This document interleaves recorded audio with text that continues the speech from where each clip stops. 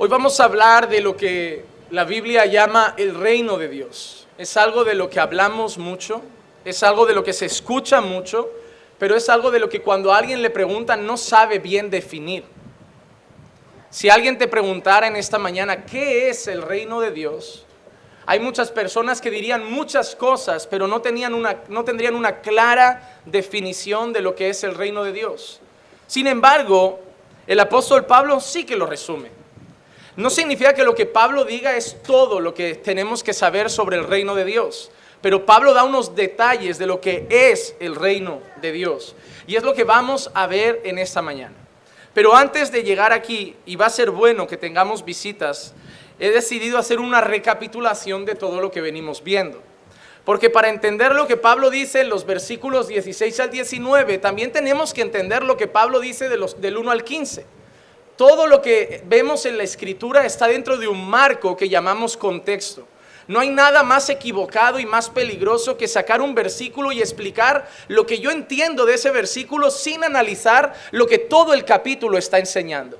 Porque todos los versículos están dentro de un capítulo y ese capítulo habla de algo y entonces esos versículos están unidos a esas cosas. Entonces, para entender lo que Pablo está diciendo de los versículos 16 al 19, para entender lo que Pablo va a decir sobre el reino de Dios, vamos a hacer un resumen de lo que ya nos ha dicho Pablo. Para muchos será como repetir cosas, pero es bueno refrescar la memoria de lo que hemos visto hasta el día de hoy. Lo primero que nosotros vemos en el capítulo 14, y si tienen la Biblia abierta, vamos a citar varios versículos del capítulo para que pongan sus ojos ahí. Lo primero que vemos es que Pablo nos está hablando de aceptarnos a pesar de nuestras diferencias. El capítulo 14 de Romanos es un capítulo que se enfoca en aceptarnos a pesar de no pensar en todo de la misma manera.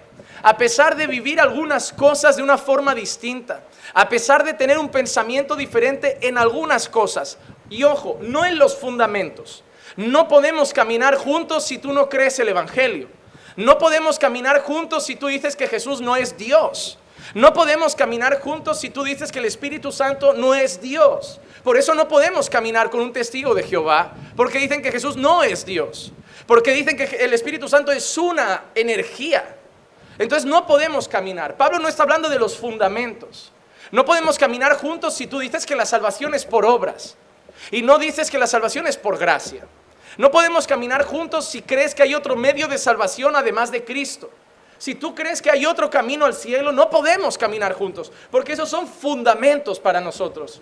Que Jesús es el Señor, que Jesús es el único camino, la verdad y la vida, que el Espíritu Santo es Dios. Todas esas cosas son fundamentos de nuestra fe que no son negociables. Pero dentro de esos fundamentos y dentro de las doctrinas que la Biblia nos muestra hay cosas, digamos, secundarias. Cosas de la vida diaria del creyente en la que podemos diferir un poco. Y Pablo dice que en cuanto a esas cosas debemos aceptarnos a pesar de nuestras diferencias. Hay muchas personas que van de iglesia en iglesia porque a pesar de tener los mismos fundamentos, no encuentran a alguien que piense en todo como ellos. Y tristemente esa iglesia no existe. La única manera de encontrar una iglesia que piense en todo exactamente como tú es abrir tú esa iglesia, porque esa iglesia no existe. Entonces nosotros tenemos una responsabilidad, buscar una iglesia bíblica con un fundamento bíblico, con unas bases bíblicas y saber relacionarnos a pesar de ciertas diferencias. Por ejemplo, dentro de todas las doctrinas cristianas que hay gente que se llama continuista y gente que se llama cesacionista. Hay gente que cree que los dones del Espíritu Santo siguen vigentes y hay gente que cree que los dones del Espíritu Santo entienden por la palabra que solo eran para la época apostólica y que ahora ya no están vigentes. ¿Yo puedo caminar con un cesacionista o un continuista? Sí. Porque los dones no marcan mi salvación. Tú puedes pensar una cosa, yo puedo pensar otra, pero podemos caminar juntos. Tú puedes vivir tu pensamiento en tu casa, pero no afecta a nuestra base. Porque los dones no salvan, los dones no marcan quién es realmente mejor o peor, quién es más salvo que otro. No somos salvos por creer en los dones, es algo secundario. Entonces es algo que deberíamos ser más tolerantes y poder caminar con alguien que piensa o difiere en algún punto como ese. Hay muchas personas que creen que la iglesia pasará por la gran tribulación y otras personas que piensan que la iglesia no pasará por la famosa gran tribulación. Pero yo creo que es secundario. Que yo creo que me puedo sentar a comer con un hermano que cree que Jesús es el Señor, que solo Cristo salva, que el Espíritu Santo es Dios, y simplemente que difiero en si pasaremos o no por la gran tribulación. Yo creo que eso no marca nuestra salvación y que ese pensamiento es secundario.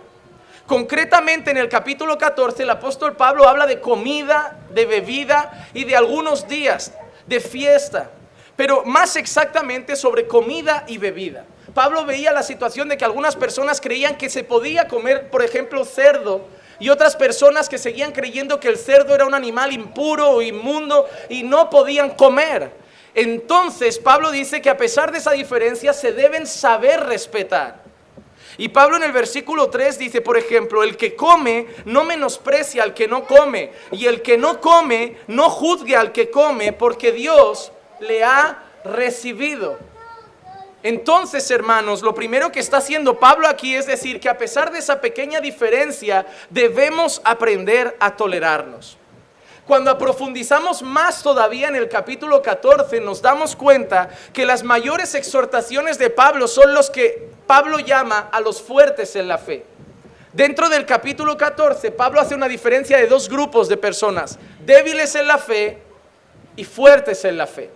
Y la mayoría de las exhortaciones Pablo las hace a los fuertes en la fe para que sean graciosos, para que tengan gracia y tolerancia con los más débiles en la fe. Por ejemplo, versículo 13 dice, por consiguiente, ya no nos juzguemos los unos a los otros, sino más bien decid esto, no poner obstáculo o piedra de tropiezo al hermano.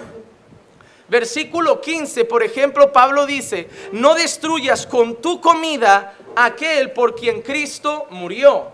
Pablo empieza a hablar con los fuertes en la fe. En ese sentido son los que Pablo dice que habían entendido que comer todo ya no pasaba nada, que el cerdo no era problema. Pero Pablo le dice a esas personas que si eso es piedra de tropiezo para algún hermano, que se abstenga de comer para no perturbar la mente de aquel que sigue pensando que el cerdo es impuro. Versículo 21, Pablo por ejemplo dice, es mejor no comer carne, ni beber vino, ni hacer nada en que tu hermano pueda tropezar. Versículo 22, la fe que tú tienes, tenla conforme a tu propia convicción delante de Dios. Dichoso el que no se condena a sí mismo en lo que aprueba. Entonces Pablo, y en el versículo 19 que tenemos hoy, lo resume de procura lo que contribuye a la paz y a la edificación mutua. Entonces a lo largo del capítulo 14 es un capítulo que llama a dos cosas: a tolerar las pequeñas diferencias que podemos tener, y no solo eso, sino a cuidar de no perturbar la conciencia del hermano.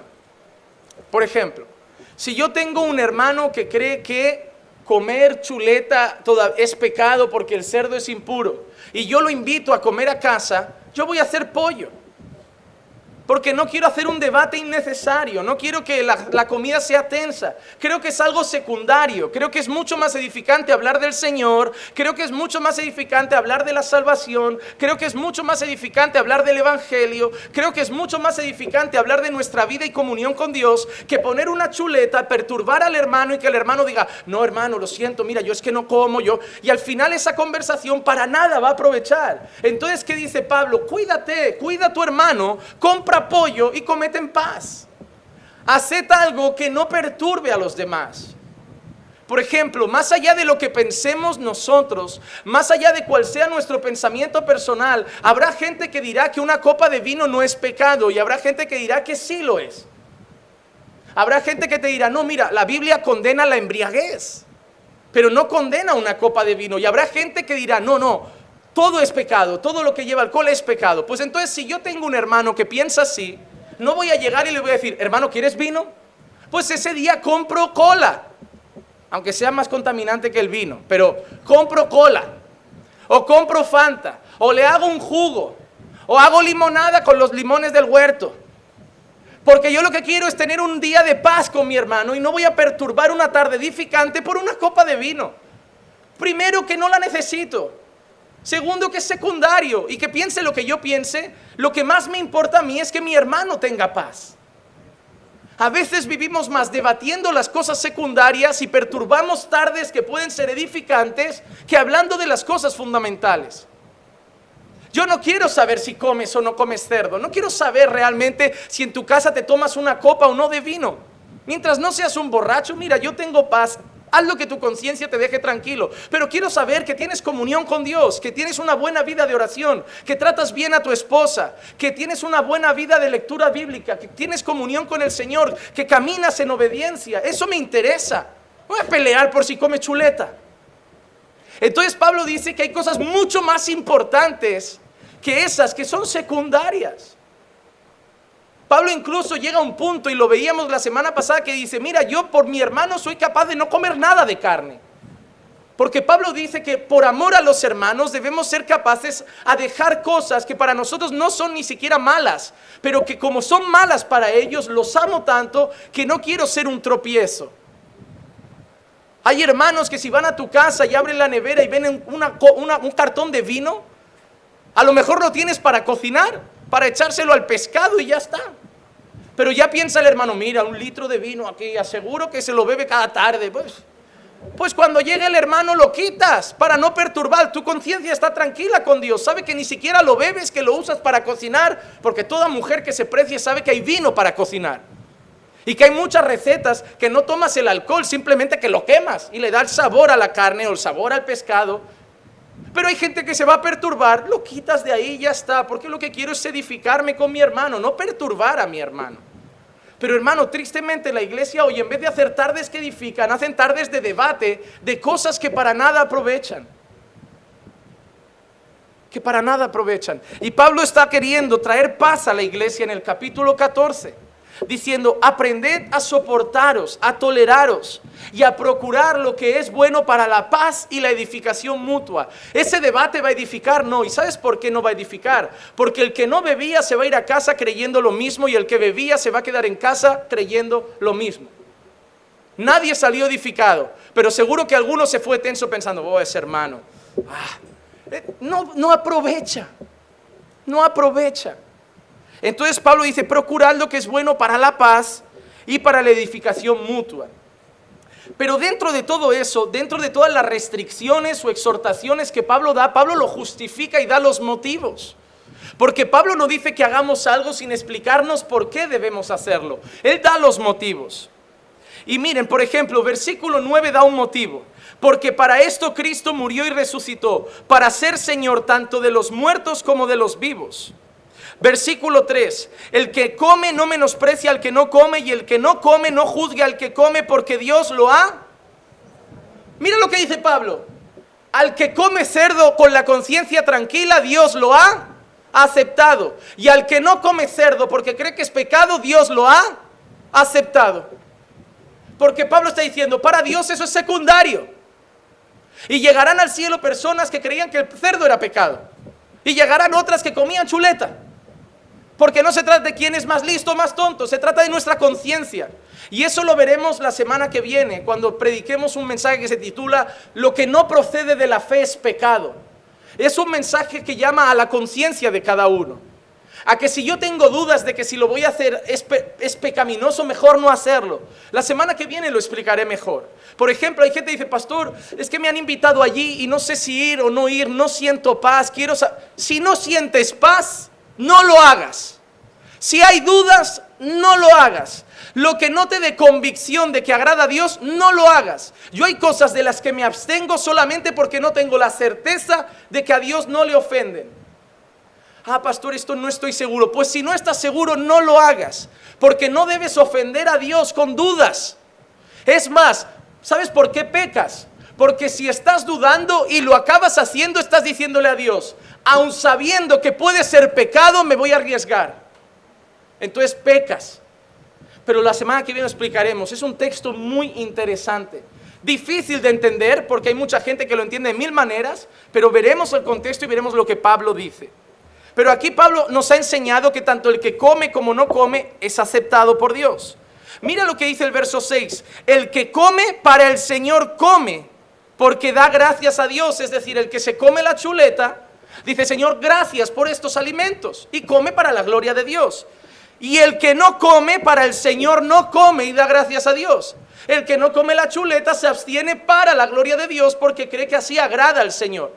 En primer lugar, Pablo dice que debemos aceptarnos porque es algo que Dios ha aceptado al uno y al otro. En segundo lugar, Pablo dice que debemos aceptarnos porque el que come y el que se abstiene, ambos lo hacen para agradar a Dios. Y en tercer lugar, el versículo 18 dice: porque el que de esta manera sirve a Cristo es aceptable a Dios y aprobado por los hombres. En tercer lugar, Pablo dice que tanto el que come como el que no come lo hace por Cristo, con la convicción de agradar a Cristo. Entonces Pablo dice: tanto uno como el otro, entended que lo hace para la gloria de Dios, y que esa es la mayor motivación que debe estar en el corazón del creyente. Hermano, ¿por qué no comes? Porque creo que no agrada a Dios. Hermano, ¿por qué comes? Porque creo que todo lo que Dios ha hecho es bueno y puedo comer esto agradando a Dios. Entonces, si la motivación es la gloria de Dios, Pablo dice que es la motivación correcta del corazón. Porque lo que debe hacer el creyente en todas las áreas de su vida es buscar agradar a su Señor. Hermanas, cuando ustedes se visten, no tienen que agradar a su iglesia, a su religión, a su pastor o a lo que su denominación les ha enseñado. Tienen que buscar agradar a Dios. Y tienen que tolerar que la otra hermana que se viste de otra manera también cree que agrada a Dios así. Porque hay hermanas que creen que agradan a Dios con una vestimenta, pero viven criticando a las otras que no se visten igual. Entonces ellas son las que pecan más que las otras. Porque las otras en su conciencia, Dios está tratando con ellas, pueden ser nuevas en la fe, pueden no tener las mismas convicciones. Y una hermana por una convicción es capaz de juzgar, atacar y criticar a otras personas. Y eso no es de Dios. ¿Cuánta gente sabe que nosotros publicamos fotos en la página de Facebook y los primeros comentarios de muchas hermanas es: ay, creíamos que el pastor Juan Manuel era de sana doctrina, pero mira a las hermanas con pantalón? Ya está. ¿No ven nada más? ¿No ven la palabra? ¿No escuchan nada? Sus ojos ven un pantalón y salta la alarma: cuidado, el diablo, el anticristo, un pantalón. No ven nada más. Y eso es más pecaminoso que lo demás. Porque su corazón está lleno de rencor, de amargura, de soberbia. Creen que son mejores por no ponérselo. Al final la motivación de su corazón tiene más rabia que gozo. Es más fariseísmo que otra cosa. Es: mira, si Jesús supiera que esa mujer que le lava los pies es una cualquiera. Oh, mira ese pobre publicano. Yo sí que soy bueno, que ayuno, que oro, que doy mis diezmos. Y Jesús se dijo: ¿quién bajó más justificado? ¿Ese que se creía el santurrón o el otro que reconoció que era un pecador? La iglesia de hoy está llena de puros fariseos que solo juzgan la apariencia de otros. Hermanos, lo de fuera es importante, sí, si nace del corazón correcto. Porque si te pones un saco de patata, pero tu corazón está lleno de odio, tienes que nacer de nuevo. Los cambios no se dan de fuera adentro. Los cambios se dan de dentro afuera. Miren lo necias que son esas personas que hacen esos comentarios en Facebook. No saben si esa mujer es una invitada. ¿Qué vamos a hacer? ¿Echar a una invitada porque viene en pantalones? Aunque pensáramos que no puede usarlos, ¿vamos a echarla porque viene en pantalones? Ella no lo sabe y ya lo desprecia. No sabe si es nueva en la fe. No saben nada, solamente sus ojos se ponen en eso. Porque hay mucha iglesia que solamente miran eso. Y tienen gente llena de soberbia, de arrogancia, de orgullo, y que viven pecando por esas cosas. Y ustedes saben mejor que nadie que aquí le damos importancia a lo de fuera, que predicamos santidad, pero que entendemos, primero, que la santidad es un proceso que da el Señor. Segundo, que exigirle a alguien vestirse o hacer algo de una u otra manera no significa nada si no nace de su corazón. Que el que no lo hace para la gloria de Dios y lo hace solo porque la iglesia se lo pide, no sirve, porque Dios lo que ve es la intención del corazón. Y tercero, que creemos que hay una diferencia entre santidad externa y doctrina de hombres, que han añadido a la santidad cosas que ellos personalmente creen que son mejores, pero sin ningún tipo de fundamento en las Escrituras.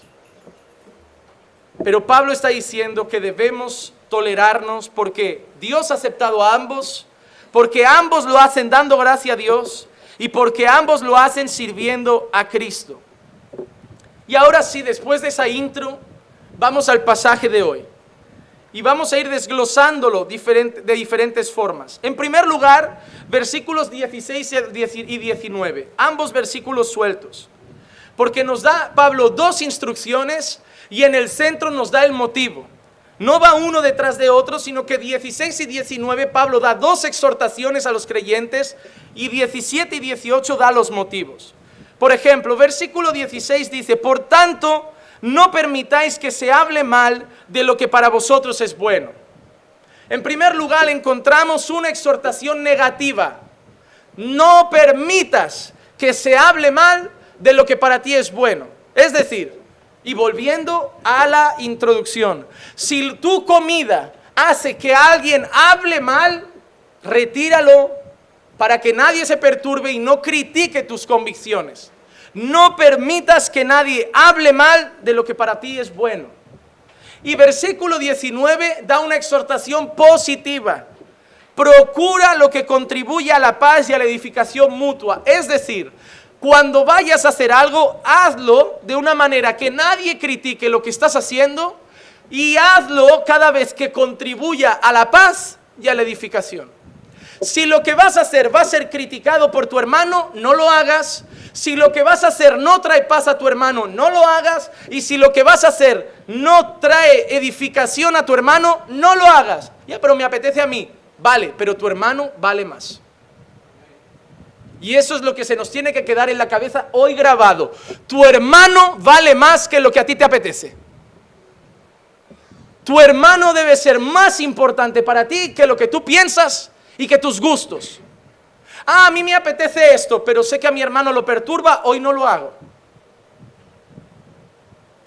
Yo creo, mire, por ejemplo, si yo voy a tu casa y tú sabes que a mí me perturba, pero me perturba Redimidos, no me vas a invitar a comer a tu casa y vas a poner en la tele sonando Redimidos de fondo. Porque sabes que voy a arañar el plato como... Pensaba que comía con creyentes y para escuchar Redimidos prefiero que escuchen a Maluma. O sea... Entonces tú dices, mira, que el pastor es medio raro para la música, le tiene mucha manía al reggaetón, va a estar perturbado, le tiene manía a Redimidos, cree que ni creyente es, voy a quitarlo. Voy a poner, ya que sé, a Mozart sonando de fondo, un violín, yo qué sé. Porque voy a perturbar a mi hermano. Cuando tú piensas en los demás antes que en ti, es la mayor actitud que glorifica al Señor. Es la mayor actitud. Ejemplo, hay hermanos que cometen un error, que tropiezan en la fe y vienen a la iglesia. Mi deseo carnal sería, los cojo, les doy una patada y digo, mira, tú ni creyente eres, largo de aquí. Deseo carnal, no aguanto más. Pero yo tengo que pensar en mi hermano más que en mi corazón. Y mi corazón, que me puede decir eso en algún momento, tengo que ver lo que mi hermano necesita. Y mi hermano necesita consuelo, ayuda, necesita paciencia, necesita soportaros los unos a los otros, necesita que alguien ore por él, que alguien le colabore, que alguien le enseñe. Entonces, voy a tragar, voy a saludar, voy a abrazar y lo voy a amar. Y lo voy a soportar, porque mi hermano vale más que mi corazón. Mi hermano vale más de lo que yo quiero. Porque para mí lo primero es Dios y lo segundo el prójimo. Esa canción de, no sé si es Bancraft, de yo soy segundo, está mal bíblicamente. Yo no soy segundo. Primero Dios y luego el prójimo. Yo soy tercero, cuarto o quinto. Porque cuando te acercas a la cruz, más desapareces del mapa. Hay gente que cree, primero Dios, yo soy segundo. Cuando más caminas con el Señor, empiezas a poner a todos por delante de ti. Primero Dios y luego mi esposa, y luego mis hijos, y luego mis hermanos, y luego mi familia que no es creyente. ¿Y cuándo vas a pensar en ti? No lo sé.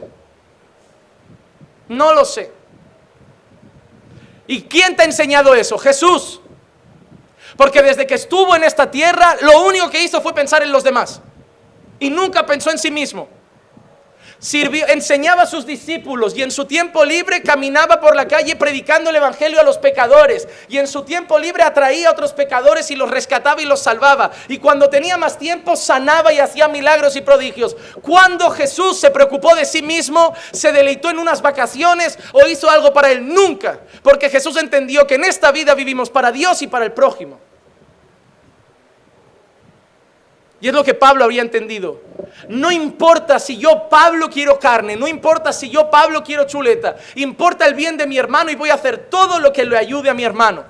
Por eso Pablo en un momento dice, me hice a los judíos como judío, a los griegos como griego, a los que tenían ley como si tuviera ley, a los que no tenían ley como si no la tuviera, queriendo salvar a muchos. Queriendo salvar a muchos. Hay gente que por su manera de vestir más jovial va a llegar a jóvenes en la calle que un señor mayor de traje y corbata no llegaría. Y esas personas pues se quitan el traje, la corbata, se ponen una camiseta y unos tejanos y van a los jóvenes y charlan y llegan a ellos. No pecan contra Dios, no están yendo de manera tampoco inmoral, pero se están adaptando un poco para que los reciban de otra forma. Porque el fin del corazón es amar al prójimo, alcanzar al prójimo. Y es lo que Pablo dice, en primer lugar, no hagáis nada que haga que se hable mal de vuestras convicciones. Y en segundo lugar, haced todo lo que contribuya a la paz y a la edificación mutua. Y luego, versículos 17 y 18, Pablo dice, ¿por qué? Y en el 17 dice esto, porque el reino de Dios no es comida ni bebida. Y ya está. Pablo, ¿tú crees que se puede comer todo? Sí, ¿por qué? Porque el reino de Dios no es comida ni bebida. ¿Y por qué dice eso? Porque lleva todo el capítulo hablando de comida y bebida. Por eso no puedo arrancar ese versículo y explicarlo sin entender lo que Pablo lleva diciendo. Porque el reino de Dios no es comida ni bebida. Y Pablo dice lo que sí es el reino de Dios. Dice, el reino de Dios es justicia y paz y gozo en el Espíritu Santo. Definición de Pablo de lo que es el reino de Dios. Justicia, paz y gozo en el Espíritu Santo. Y óigame, es la única vez que Pablo a los romanos habla del reino de Dios. La única vez en la carta a los romanos que Pablo menciona la palabra reino de Dios. Y cuando la menciona es para decir que el reino de Dios es justicia, paz y gozo en el Espíritu Santo. Y no dice solamente eso, sino que dice en el 18, porque el que en esto sirve a Cristo, agrada a Dios y es aprobado por los hombres. Es decir, aquel que por preocuparse por su hermano es capaz de abstenerse de algo para traer paz y edificación, agrada a Dios. Y déjame decirte algo, hermano, hay muchas veces que por tu orgullo tienes más placer en ganar el debate que en que Dios sea glorificado. Muchos de vosotros vais a predicar y hablar de doctrina con otros porque en el fondo no queréis que aprendan, queréis demostrar que sois mejores. Arrepentíos. Muchos de vosotros vais a hablar con otras denominaciones para ver que están en el error, no para dar la gloria a Dios, sino para demostrar que vosotros sois más listos. Arrepentíos. Porque si el fin de todo lo que hacemos no es el bien del hermano y la gloria de Dios, arrepentíos. Y la mayoría de veces usamos a Dios para justificar mi orgullo. Ah, pobrecito, él no lo ha entendido. Orgullo. No, ten paciencia con el hermano, no sabe. Orgullo. Muchas veces solo disfrazamos con espiritualidad nuestro orgullo, nuestra arrogancia y nuestra soberbia. De querer decir a los demás que yo sí sé y tú no. Que yo sí valgo y tú no. Y todo lo que debe movernos en esta vida es el bien del prójimo, no mi propia exaltación. No, mire, pastor, yo sí he entendido las doctrinas, pero mire el hermano, todavía habla de esta manera. ¿Y qué? ¿Y qué? pero lo hace con la convicción de que es lo correcto, queriendo glorificar a Dios y agradar a Dios. Y tú puedes haber entendido unas verdades, pero tienes un corazón lleno de arrogancia. Te digo, arrepiéntete, porque el fin es la gloria de Cristo y el bien del prójimo. Como a mí me siente alguien para hacer un debate con el único fin de demostrar lo listo que es, a los 10 segundos corto el debate. Hay cosas mucho más preciosas. Hay mucha gente que no conoce al Señor para aquí estar debatiendo de si ponerse un arete nos manda al infierno. Yo no sé tú lo importante que es el arete, o no sé tú lo pecaminoso que sea un poco de rímel, o pastor, vamos a hacer un culto de liberación que la hermana se hizo una mecha. Pero yo creo, hermanos, que hay gente que no tiene a Cristo y que es mucho más crucial predicar el evangelio que esas cosas secundarias. Pastor, entonces que vengan de cualquier manera. No, una vez conozcan a Cristo, discipúlalos. Pero hay gente que vive moralizando personas. Esto no se puede, esto no se puede. Hermano, hay gente que quiere que el gay deje de ser gay antes de conocer a Jesús. Hay gente que en vez de predicar el evangelio, que es el que transforma el corazón, solamente les dice que ser gay es pecado y no les dice nada más. Sin evangelio tú puedes hasta convencerlo, pero no va a haber cambio real, porque el evangelio transforma. Todo lo demás es religiosidad. Por eso tienes hermanas que durante un tiempo hacen una cosa, hermanos que durante un tiempo hacen otra cosa y de golpe se van al mundo, adulteran, tienen hijos por ahí, se visten de cualquier manera, se emborrachan. Pero tú no eras, no estaba convencido. Y el que no está convencido vuelve al lodo. El que no está convencido vuelve a comer al vómito. Pero el que ha sido transformado por el Señor, los cambios son perseverantes y duraderos.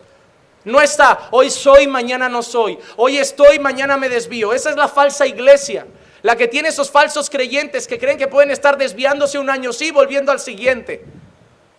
Y tú, hermano, no, yo ya me he reconciliado con el Señor 8 veces en mi vida. En el 2000 lo conocí, en el 2002 me aparté, en el 2003 volví, en el 2005 me aparté, en el 2006 volví, en el 2008 me aparté. Hermano, tú no eres creyente. Sí, lo que me tengo que reconciliar otra vez. No, tú no has conocido a Cristo. El que persevera hasta el final será salvo, no el que se reconcilia hasta el final. Yo no entiendo esos cultos de cada domingo. Y a ver, ¿quién estaba desviado que quiere volver hoy? No, el hijo pródigo se puede ir y volver una vez, pero no se está yendo 6 veces. Ya no hay más herencia que pedirle al padre para volver a comer con los cerdos.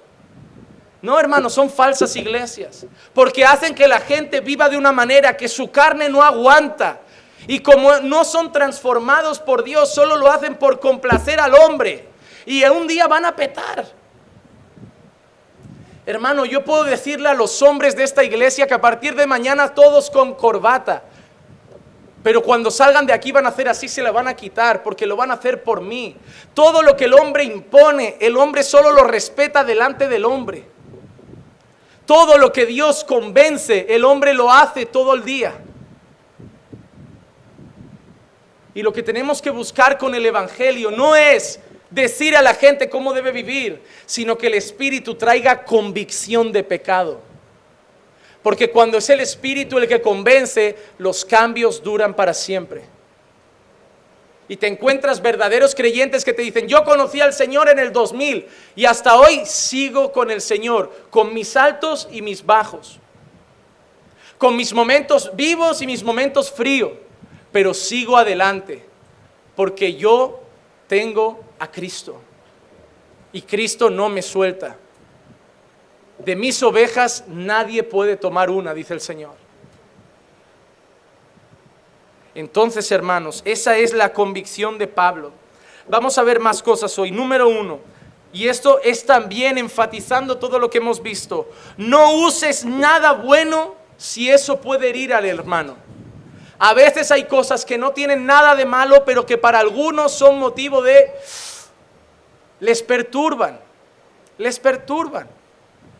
¿Sabías que hay gente que solamente por ver una guitarra en la alabanza se siente mal porque cree que la alabanza no debe tener instrumento? Yo no voy a debatir eso, hermano. Le sugiero que vaya a un sitio donde tenga paz. Yo no puedo estar en la alabanza todo. La guitarra, instrumento mundano, la creó el diablo. No ves, no tiene ni 7 cuerdas. Si fuera de Dios tendría 7 cuerdas, pero no tiene 7 cuerdas, tiene las cuerdas del diablo. Hermano, ¿de dónde sacas todo eso, tío? ¿De dónde has sacado esa teoría? ¿Qué predicador moderno te ha convencido de esas historias?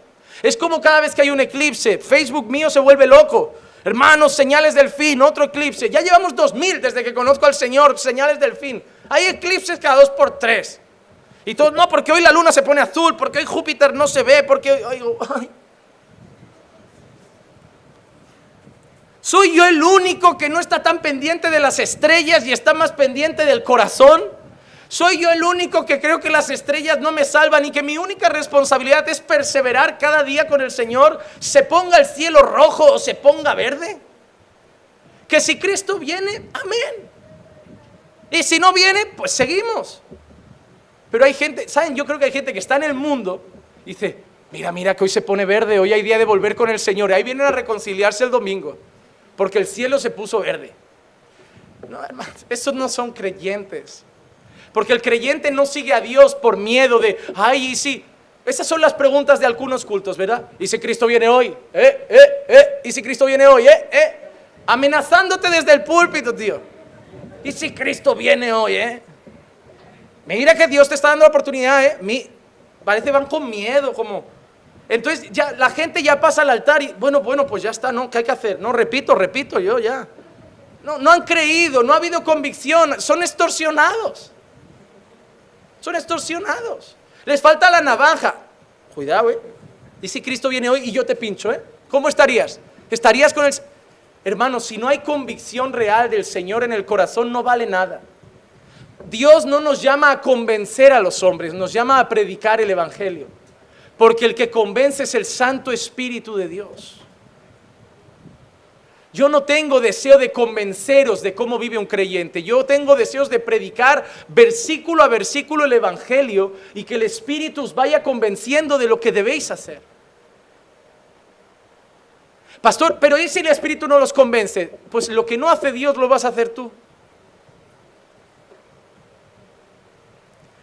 Mira, cuando tú le amenazas a la congregación de lo haces o lo haces, es como tu hijo, que es uno cuando tú estás y otro cuando te vas de fin de semana con mamá. Hijo, pero pórtate bien, Ya sabes que no quiero que venga nadie a casa. Ya sabes que nada de jugar a la consola esta tarde. Y ya sabes que hay que comer sano. Te he dejado verdura en la nevera. No quiero que vayas a comprar una pizza a la tienda de abajo, En cuanto papá sale por la puerta y se va de fin de semana con mamá, ¿sabes qué hace el hijo? Coge el teléfono y, amigos, operación fin de semana. Tenemos hasta el sábado para reventarlo, pero el sábado por la mañana recoger para que parezca que no pasó nada. Traeros pizzas, aquí no se duerme, llamad a las amigas. Eso es lo que hace tu hijo. Porque tu hijo te tiene miedo a ti, pero no está convencido de esos valores. Y hay muchos padres que en vez de educar, amenazan. Entonces los hijos solo obedecen en presencia del padre. Es por eso que tenemos iglesias llenas de personas que dentro de la iglesia son una cosa y fuera son otra. Porque temen a los hombres, pero no están convencidas por Dios. El deseo de todo predicador es que la gente tema a Dios y no a los hombres. Para que cuando vayan a hacer cualquier cosa no miren a los lados si está el pastor o están los hermanos, sino que miren arriba y sepan que los ojos del Señor están todo el día sobre su pueblo y quieran agradarlo a Él. Entendemos eso. Tú tienes que vivir para la gloria del Señor y no para el agrado del pastor. Porque agradarme a mí puede hacer que tengas mañana un cargo, que seas mañana diácono, predicador, pastor, pero mañana vas a estar cara a cara con Él. Y a Él le va a dar igual los cargos que yo te haya dado. Él va a querer ver cómo realmente vivías conforme a tu corazón. Es así de sencillo. Entonces debemos tener cuidado de no hacer nada que pueda herir a nuestro hermano. Por ejemplo, lo que ha dicho Pablo en el 16, no permitas que se hable mal de lo que para vosotros es bueno, porque el reino de Dios no es comida ni bebida, sino justicia, paz y gozo en el Espíritu Santo. ¿Qué ha dicho Pablo en el 15 antes? Si tu comida hace que tu hermano se entristezca, ya no andas conforme al amor. Alguien que dice, yo voy a hacer esto y me da igual lo que los otros piensen, no anda conforme al amor. Mira, yo le tengo que decir esto a fulanito porque yo no aguanto y que se lo tome como quiera. No andas conforme al amor. Yo sé, esa gente que te dice algo y te dice, mira, si te gusta bien, pero yo es que soy sincero, yo tengo que decir lo que pienso. No tienes amor ninguno. Y desde mi punto de vista no tienes ni educación. Porque si yo me pusiera aquí y dedico ahora una hora a decir lo que pienso de cada uno de vosotros, si digo quién creo que realmente es creyente y no lo es, acabaríais mucho llorando, tristes, dolidos, no queriendo volver. ¿Aprovecha esa conversación? No. ¿Lo pienso? Sí. ¿Creo que algunos no son creyentes? Lo creo. ¿Creo que algunos no conocen al Señor aunque crean que lo conocen? Lo creo. ¿Va a servir de algo parar una hora y decir, voy a decirlo porque reviento y que se lo tomen como quieran? No, eso no es andar conforme al amor. El amor me lleva a seguir predicando, a seguir evangelizando, a seguir discipulando y a creer en el poder de Dios, que lo que hoy no es, mañana lo puede hacer que sea. Y yo con una simple palabra de que piensen lo que les dé la gana, puedo echar fuera a alguien que mañana Dios puede tocar su corazón. Yo no estoy aquí para hacer lo que yo creo, yo estoy aquí para hacer lo que creo que es mejor para el reino de Dios. Y Pablo nos llama, como dice aquí, a andar conforme al amor. Andar conforme al amor. Voy a tomar una decisión, no tomas en cuenta a tu esposa, no tomas en cuenta a tus hijos, no tomas en cuenta a tu iglesia, no tomas en cuenta a nadie, eres un egoísta, un arrogante y un pedante que se cree que es el dueño del mundo y que todo gira en torno a él, no tienes amor ninguno, así que no te llames creyente. Es así de sencillo. Porque quien ama piensa en los demás. Mira, he decidido irme de la iglesia. Vale, ¿has pensado en la iglesia? No, he pensado en mí.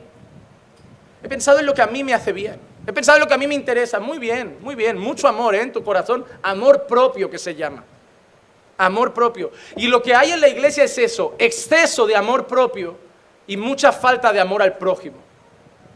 Y yo le pido a Dios que el amor propio empiece a menguar un poco y que el amor al prójimo empiece a crecer.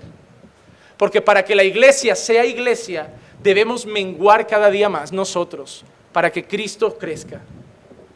Nos falta mucho amor, hermano. No deberías mover un dedo sin pensar en cómo va a afectar a otros. No deberías abrir tu boca sin pensar en cómo va a afectar a otros. No deberías hacer nada sin pensar en cómo va a afectar a otros, porque eso es lo que hace el amor. El amor no busca lo suyo.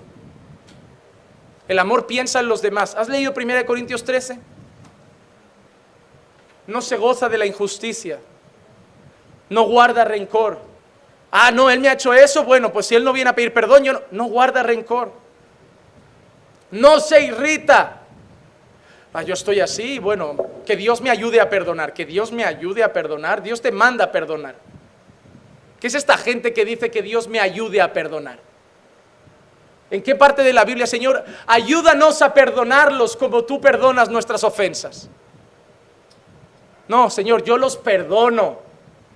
El perdón no es algo que tiene que nacer de tu corazón, el perdón es una decisión que tienes que tomar como el amor. Dejar de pensar que todo tiene que nacer en el corazón. Hermano, ¿cuándo te vas a entregar más a la obra? Ay, cuando Dios me prepare el corazón. Hermano, ¿cuándo vas a empezar a congregar más? Espérate, cuando Dios me convenza. Hermano, ¿cuándo vas a perdonar a tu padre por lo que te hizo? Estoy pidiendo a Dios que me ayude a... No, Dios va a preparar el momento. ¿El momento? ¿Preparar el momento en la tumba de tu padre? Llorando para decir, Padre, perdóname, o Padre, Hermano, perdonar es un mandamiento. Amar es un mandamiento. No es algo que hay que esperar, es algo que hay que hacer. Y quizá tú estás aquí hoy con algo de rencor en tu corazón. Te digo algo, perdona. No esperes a que Dios te convenza. No esperes a que nazca un sentimiento de tu corazón. Hazlo hoy, perdona. Que nadie dijo que fuera fácil, porque es tragarte tu orgullo. Es como veíamos los hombres este viernes, es renunciar a la justicia propia y dejar que te pisen y tú aún así perdonar. Pero es lo que debemos hacer, amar, perdonar a otros. Hermano, cada vez que hagas cualquier cosa o digas cualquier cosa en tu vida, considera cómo va a afectar a los que te rodean. No vives solo en este mundo y tus acciones salpican. ¿Crees que eres dueño de tu propia vida? Mira, hermanos, tus pecados son granadas. ¿Crees que tu pecado solo te afecta a ti y es el mayor engaño del diablo? El diablo, ¿sabes qué te dice muchas veces? El diablo te quiere mentir diciéndote, peca porque al único que te afecta es a ti mismo. No.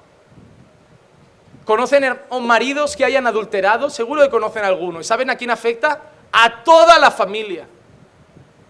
No solo le afecta a él, no, afecta a la esposa, a los hijos, a los padres, a los cuñados, a la iglesia donde congregaban, afecta a todo el mundo. Tu pecado salpica. Es una granada que cae en un montón de cristal, salta cristal para todos lados y corta. Y aquel que ama a los demás, antes de hacer algo, piensa en los demás. ¿Cómo va a afectar mi decisión a mi iglesia? ¿Cómo va a afectar mi decisión a mi pastor? ¿Cómo va a afectar mi decisión a mi esposa? ¿Cómo va a afectar mi decisión a mis hijos? Y después de valorar todo, hago lo que tengo que hacer, pensando en los demás, porque eso es lo que hace el amor. Tu carne te dice, vive para ti. El espíritu te dice, vive para Dios y para el prójimo. Tú decides, hermano, a quién vas a querer hacer caso, pero no puedes satisfacer a ambos, No puedes satisfacer tu carne y tu espíritu. La Biblia dice que son enemigos y uno lucha contra el otro. No puedes satisfacer a ambos. Segundo lugar, Pablo menciona lo que es el reino de Dios en el versículo 17. Pablo no solo dice que no debemos hacer nada que hiera al prójimo, sino que Pablo dice ¿por qué? Porque el reino de Dios no es comida ni bebida, sino justicia y paz y gozo en el Espíritu Santo. En toda la carta de Romanos, solo una vez aparece la expresión reino de Dios. Y yo quiero decir 4 cosas de lo que yo entiendo bíblicamente que es el reino de Dios. Para los que quieran tomar nota, quiero decir 4 cosas de lo que bíblicamente es el reino de Dios. Número 1, el reino de Dios no es un lugar geográfico. El reino de Dios no es un lugar geográfico. El reino de Dios no es una ciudad, no es una patria, no es Jerusalén, no es la nación de Israel física con su bandera. No, el reino de Dios no es un lugar geográfico. El reino de Dios es un reino gobernado por Dios con una monarquía clara que es nuestro Señor Jesucristo, el Rey de Reyes, pero no es un lugar físico.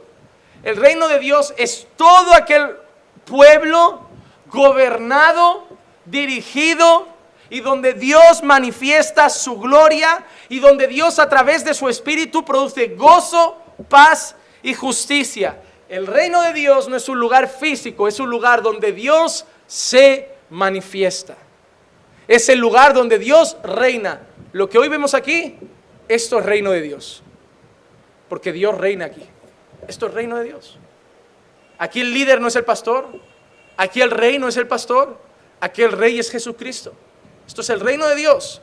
Buscamos ser un pueblo sometido a nuestro rey, buscamos ser un pueblo que sigue a nuestro rey, buscamos ser un pueblo que adora a nuestro rey. Pero si mañana no estamos aquí en esta local y estamos en la calle, seguimos siendo reino de Dios.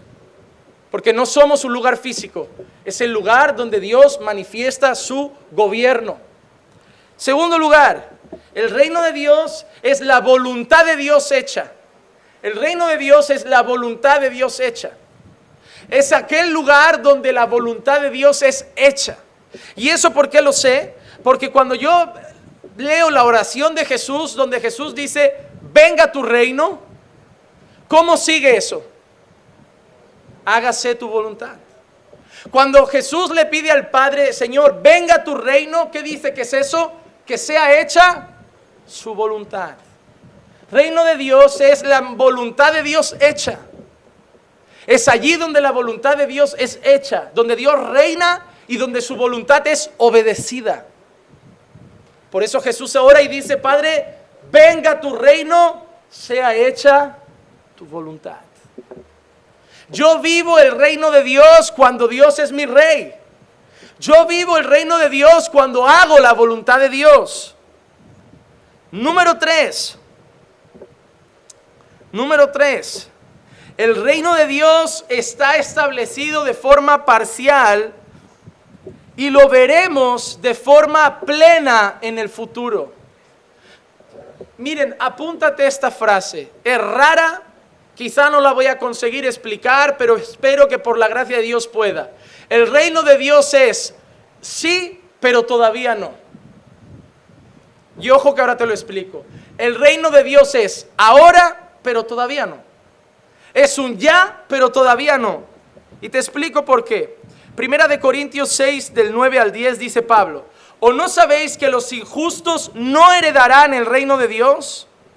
¿No heredarán el reino de Dios? No os dejéis engañar, ni los inmorales, ni los idólatras, ni los adultos, ni los afeminados, ni los homosexuales, ni los ladrones, ni los avaros, ni los borrachos, ni los difamadores, ni los estafadores heredarán el reino de Dios. ¿Habla de presente o habla de futuro? ¿Habla de presente o habla de futuro? Heredarán. Futuro, ¿verdad? Muchas veces hablamos del reino de Dios como algo que viene, que vendrá, futuro. Pero, mira lo que dice, por ejemplo, el cual nos ha librado de la potestad de las tinieblas y nos ha trasladado al reino de su Hijo amado. Nos ha trasladado, ¿es presente o futuro?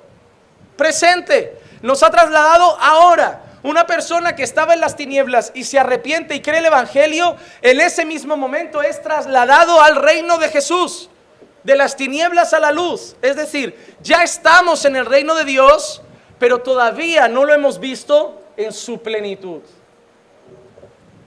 Te lo explico otra vez. ¿Dios es tu rey? Sí. Pero todavía no estamos viviendo su monarquía completa en la que haya derrotado a sus enemigos y ahora reinemos eternamente con Él, ¿verdad?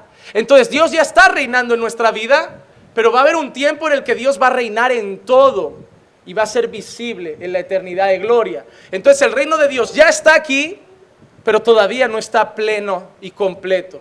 Es un ya, pero todavía no. Pastor, es difícil de entender para nuestra cabeza, lo sé. Porque la palabra de Dios es un libro divino. Y a veces nuestra mente es limitada. Mira lo que dice Lucas 17 del 20 y 21. Habiéndole preguntado los fariseos cuándo vendría el reino de Dios. Mira lo que le preguntaron, ¿cuándo vendrá el reino de Dios? Les respondió y les dijo: el reino de Dios no viene con señales visibles. No viene con señales visibles. No tiene nada que ver con el cielo azul, con la luna roja. No vendrá con señales visibles.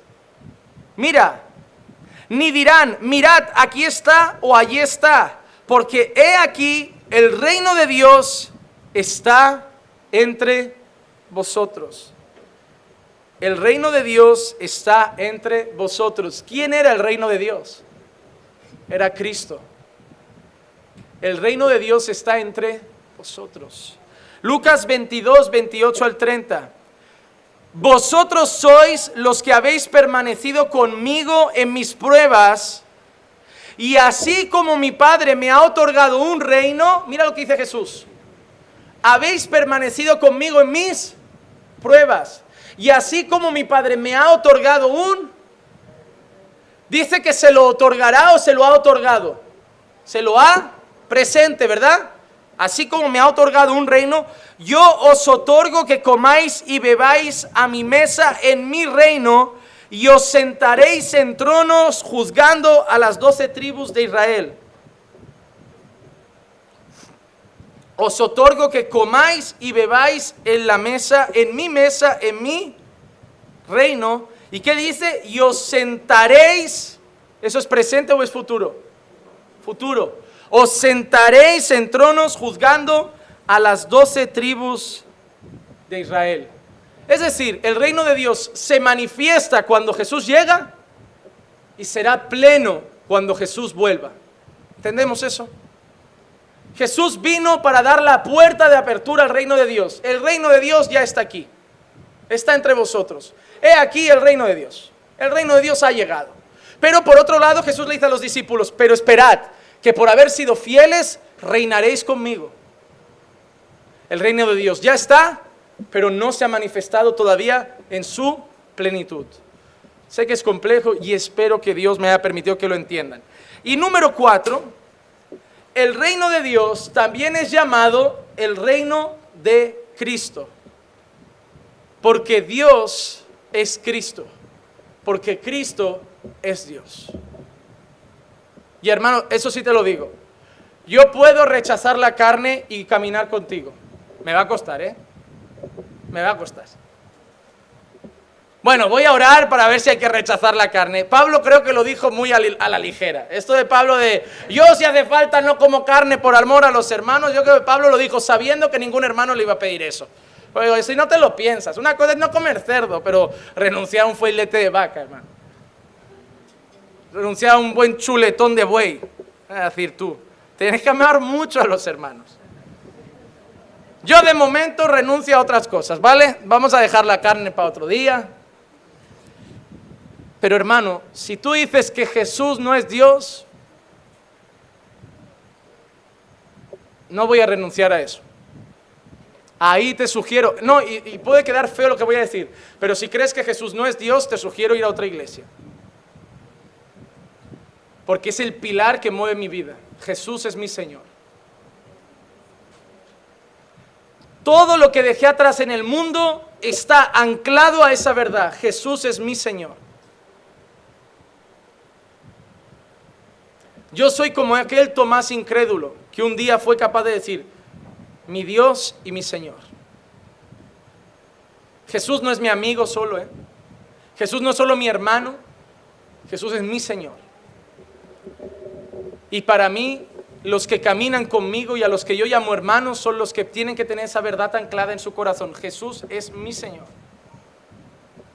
Y aquí lo vamos a cantar toda la vida, ¿eh? Jesús es el Rey, Jesús es todo, Jesús es Señor, porque es el fundamento de nuestra iglesia. Cristo es todo para nosotros, ¿eh?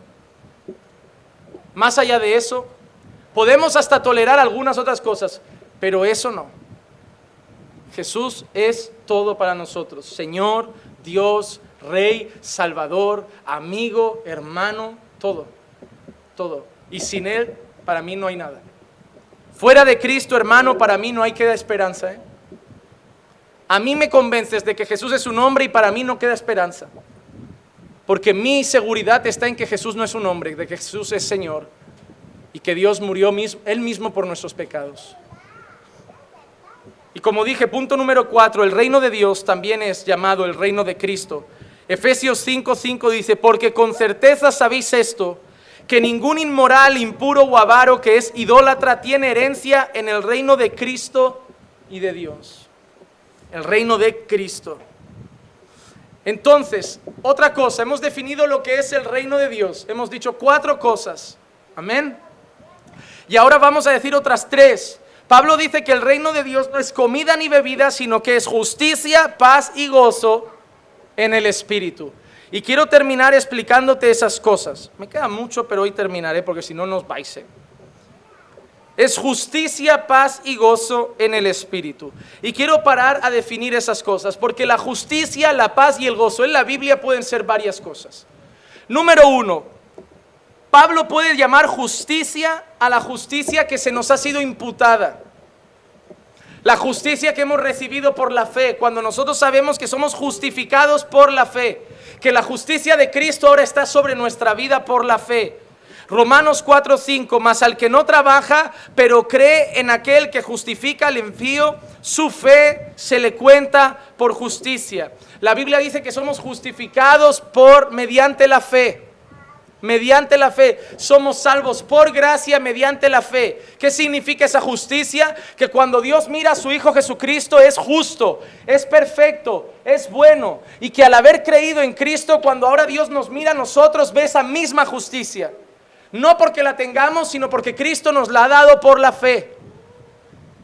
Por otro lado, la justicia también puede ser vivir una vida de obediencia. Bíblicamente, la justicia también puede ser una vida recta, una vida íntegra, una vida de obediencia. Romanos 6:13, no presentéis los miembros de vuestro cuerpo al pecado como instrumentos de iniquidad, sino presentaos vosotros mismos a Dios como vivos entre los muertos y vuestros miembros como instrumentos de justicia.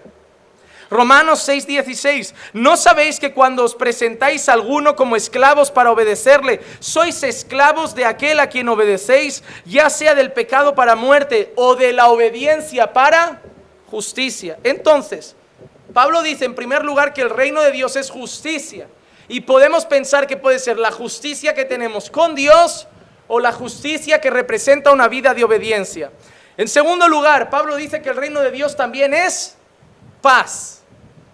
Y podemos aplicar lo mismo. En primer lugar, puede ser la paz que tenemos para con Dios. Romanos 5:1, por tanto, habiendo sido justificados por la fe, tenemos paz para con Dios por medio de nuestro Señor Jesucristo. Puede referirse a que tenemos paz con Dios. Tú, cuando estabas sin el Señor, ¿qué eras del Señor? Enemigo. Aquel que es amigo del mundo es enemigo de Dios. ¿Y qué ha hecho Jesús? Nos ha reconciliado. Ahora tenemos paz para con Dios. Pero por otro lado, esa paz también puede ser la paz que tenemos con hermanos. La paz que tenemos entre tú y yo. Segunda de Corintios 13:11. Por lo demás, hermanos, regocijaos, sed perfectos, confortaos, sed de un mismo sentir, vivid en paz, y el Dios de amor y de paz será con todos vosotros. Y en tercer lugar es gozo. Y ahí sí que el gozo en la Biblia solo es expresado por ese sentimiento de alegría y regocijo producido por Dios en nuestros corazones. Entonces, la justicia puede ser la justicia que nos ha imputado Cristo o la justicia de vivir una vida correcta con los hermanos. La paz puede ser la paz que tenemos para con Dios o la paz que tenemos entre los hermanos. Y el gozo es lo que tenemos personalmente en nuestra vida como cristianos. La pregunta que yo me hice cuando estaba estudiando el texto es: ¿a qué justicia y a qué paz se refiere? Y yo les digo que me decanto por la segunda opción. No creo que Pablo se esté refiriendo a la justicia que tenemos para con Dios. No creo que Pablo se esté refiriendo a la paz que tenemos para con Dios. Y tú me dirás, ¿por qué, pastor? Parece que esa es la más importante. Sí, pero no es el centro del Romanos 14. Romanos 14 habla todo el tiempo de la relación entre los hermanos. Y yo creo que Pablo está diciendo que esa relación, ese reino de Dios, se debe manifestar entre nosotros con justicia, con paz y con gozo. Así que de todas las opciones creo que cuando Pablo dice el reino de Dios es justicia, paz y gozo en el Espíritu, se refiere a la justicia entre los hermanos, a la paz entre los hermanos y al gozo entre los hermanos, porque todo Romanos 14 habla de la relación entre los hermanos y no de la relación con Dios. Esa es la importancia de entender el contexto, porque si no podíamos decir que es lo otro. Pero todo el capítulo habla de relación con los hermanos. Pero Pablo dice que esa justicia, paz y gozo tiene una fuente. Es en el Espíritu. El agente que hace que el reino de Dios se manifieste se llama Espíritu Santo. El reino de Dios llegó con Cristo. Cristo se marcha con el Padre. Pero para que el reino de Dios siga entre nosotros, para que el reino de Dios siga manifestado entre nosotros, Cristo manda al Consolador. Cristo manda al Espíritu Santo. Y es ese Espíritu el que manifiesta el reino de Dios, trayendo justicia, paz y gozo en medio de su pueblo. Mateo 12:28. Pero si yo expulso demonios por el Espíritu de Dios, entonces el reino de Dios ha llegado a vosotros. Acusaron a Jesús de echar demonios en nombre de Belcebú, ¿recuerdan? Pero Jesús dice, bueno, si yo echo demonios por el Espíritu, entonces el Espíritu, el reino de Dios ha llegado a vosotros. ¿Por qué? Porque la manifestación del reino de Dios es la manifestación de la obra del Espíritu de Dios en su iglesia. Si hay gozo en la iglesia, no es mérito nuestro. Si hay paz en la iglesia, no es mérito nuestro. Y si hay justicia en la iglesia, no es mérito nuestro. Si tú en algún momento encaminando por fe dices, oye, se respira paz en esta iglesia, es gracias a Dios. Y si se va la paz, es gracias a nosotros. Y espero que lo sepas. Ah, pastor, siento que no hay buen clima en la iglesia. Culpa tuya. No, culpa nuestra. Y todo lo que pasa en la iglesia pasa por todos nosotros. Cuando hables de una iglesia, recuerda que perteneces a ella. Que no eres alguien que está afuera diciendo, oye, en la iglesia hay problemas. No, en la iglesia tenemos problemas. Tenemos que empezar a hablar con propiedad. No tienes que decir, pastor, en la iglesia falta amor. Tienes que decir, pastor, en la iglesia nos falta amor. No tienes que decir, pastor, en la iglesia falta unidad. Tienes que decir, pastor, en la iglesia nos falta unidad. Porque eres parte. Y no hay nada más soberbio y arrogante que decir que falta algo y tú sacarte de la frase como si tú no fueras culpable. Todo lo que pasa en la iglesia es culpa de todos porque la iglesia somos todos. Y yo antes de decir que falta algo, yo me voy a preguntar a mí mismo, ¿qué he hecho yo para que eso no falte? Y si no encuentro nada, entonces no me voy a quejar. Así que para concluir, debemos manifestar el reino de Dios en gozo, en justicia, en paz, rechazando todo lo que haga tropezar a los hermanos, porque, como dice el versículo 18, el que en esto sirve a Cristo, agrada a Dios y es aprobado por los hombres. Así que, hermano, todo lo que hagas de hoy en adelante, muchos de vosotros vais a ir ahora y os vais a apuntar en el curso de membresía. Queréis ser parte de la iglesia. Otros ya sois parte de la iglesia. Déjame decir algo y te lo digo con la autoridad que la palabra de Dios me otorga como predicador. Hermano, haz todo lo que contribuya a la paz, a la justicia y al gozo. Y si vas a abrir la boca y va a perturbar, cállate. Y si lo que vas a hacer va a perturbar, no lo hagas. Y si tu opinión va a lastimar, te la guardas. Porque si no contribuye a la paz, al gozo y la justicia, no es de Dios. Es que tengo que decirlo, te callas. Como dije en una prédica, nadie ha petado por guardarse cosas. Joven cristiano revienta porque se guardó sus opiniones. No, eso no ha pasado, ¿eh? Mujer cristiana sube al autobús y revienta porque quería hablar con el pastor y no pudo. Te lo guardas. Y te das cuenta que todo lo que sabes que no edifica, llévaselo al Señor, para que el Señor lo quite de ti. Y te digo por experiencia, que cuando en vez de decirlo rápido a los hombres, lo hablas con el Señor, muchas veces el Señor te demuestra que el problema estaba en ti y no en lo que ibas a, en los demás.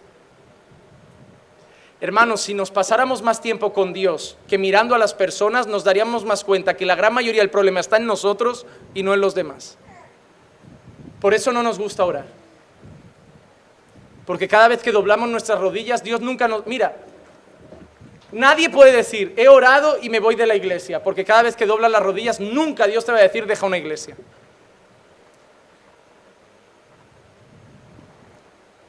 No puedes decirme que estás orando para que Dios te ayude a perdonar, porque el mismo día que dobles tus rodillas, Dios te va a decir, perdona hoy.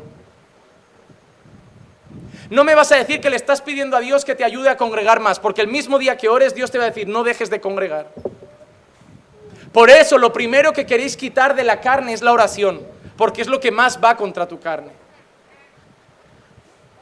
Si te das cuenta, algunos ven prédicas, leen palabra, hacen devocionales, se ponen a las 4:30 de la tarde a ver la lectura diaria con Juan Manuel. Pero si no oras, esa palabra no va a dar fruto en tu corazón. Por eso haces todo eso, pero al final... Hermano, ¿estás orando? Ay, pastor, no. Ah, amigo, se nota en tu vida. Estás leyendo mucho, estás yendo a todos los cultos, pero se nota que no estás orando. ¿Por qué? Porque nada de lo que estás aprendiendo se está viendo en ti. Y eso es algo que hace la oración. La oración postra tu corazón a todas las verdades que Dios te ha enseñado y te somete a ellas. Tú puedes leer la palabra de pie, hermano, pero para orar te postras, te humillas. Y es cuando Dios amasa tu vida. Y el ejemplo más grande, hermanos, es el que nosotros debemos mirar cada día. es el ejemplo de Jesucristo. Marcos 10:45, porque ni aun el Hijo del Hombre vino para ser servido. El Hijo del Hombre no vino para que le dijeran nada bueno a Él, para que le hicieran nada a Él, sino para servir y para dar su vida en rescate por... Jesús no vino a pensar en Él, hermano. Jesús no dejó a los 12 diciendo, ¿sabes qué? Yo cambio de discípulos, porque Pedro me va a negar, porque Judas me va a vender, porque Tomás es un incrédulo. Él no los dejó, Él siguió con ellos, porque Él no vino para recibir nada, Él vino para darse. Él vino para darse. Y entonces, hermano, ese es el ejemplo que tenemos. Si tú estás en esta iglesia, o piensas ser parte de esta iglesia antes de entrar, o si ya estás dentro, piensa una cosa: espero que vengas para darte y no para esperar que te den todo el tiempo, porque si no la vas a dejar reclamando. Y yo no quiero que la dejes mañana y nos haga daño cuando te hayamos cogido cariño. Pero si vienes para dar, si vienes para amar incondicionalmente, habrá días que te darán, habrá días que te amarán, habrá días que te cuidarán, pero si lo haces incondicionalmente, incluso cuando no te lo den, seguirás. Porque estarás aquí independientemente de lo que los demás te aporten. Nosotros debemos hacer todo lo que contribuya a la paz y a la edificación mutua, porque vivimos para que Dios sea glorificado y no para que nuestro corazón se sienta realizado. Hermano, no vengas a buscar mensajes de autorrealización. De ven aquí que Dios va a sacar el campeón que hay en ti. Ven aquí que Dios va a sacar lo mejor de ti. Ven aquí que Dios te va a usar para las naciones. Hermano, ven aquí para darte a los demás. Algunos quieren ir a predicar a África y no comparten ni un día con el hermano. Algunos tienen la cara dura de decirme, pastor, quiero servir, y ni siquiera se relacionan con la iglesia. ¿Servir de qué? La gente le pregunta tu nombre y no saben ni cómo te llamas. ¿Qué quieres servir si no saben quién eres? Si no te relacionas con la iglesia, no sirves para la iglesia, porque la iglesia es la gente. La iglesia es la gente. Ninguno de ustedes, ninguno servirá en esta iglesia sin saber el nombre de la iglesia, de cada hermano, porque la iglesia son las personas. La iglesia no es esto.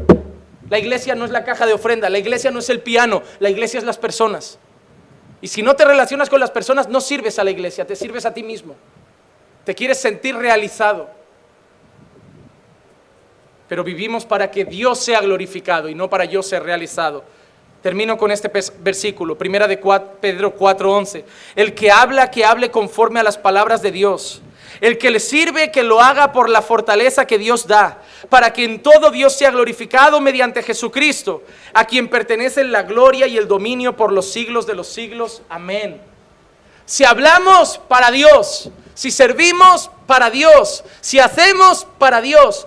Para mí no, para Dios y por amor al prójimo. Hagamos todo lo que contribuya a la paz, a la justicia, al gozo, a la paz y a la edificación mutua. Hagamos todo pensando en el bien del prójimo y dejemos de pensar tanto en nosotros mismos. Aprendamos de Jesús, que se despojó de todo para servirnos a nosotros, y seamos capaces de despojarnos de nuestro ego para servir a nuestros hermanos. Hagámoslo, y hagámoslo con la motivación correcta, para honra y gloria de nuestro Señor. Vamos a orar.